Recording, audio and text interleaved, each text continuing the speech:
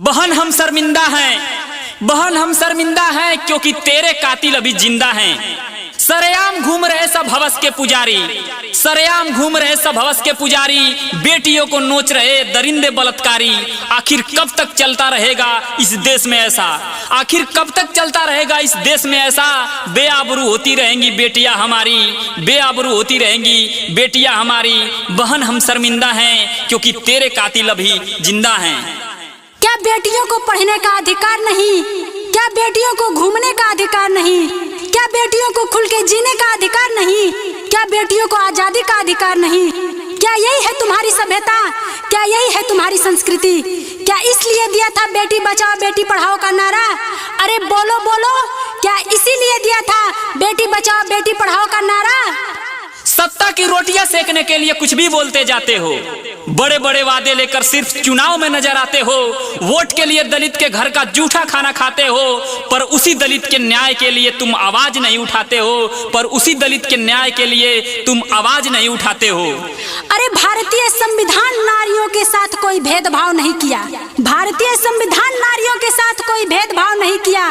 बाबा साहब ने इस विषमता मूलक समाज में महिलाओं को समता का अधिकार दिया, पर तुमने एक महिला के गर्भ से जन्म लेकर, पर तुमने एक महिला के गर्भ से जन्म लेकर भी उसकी इज्जत करना भूल गए।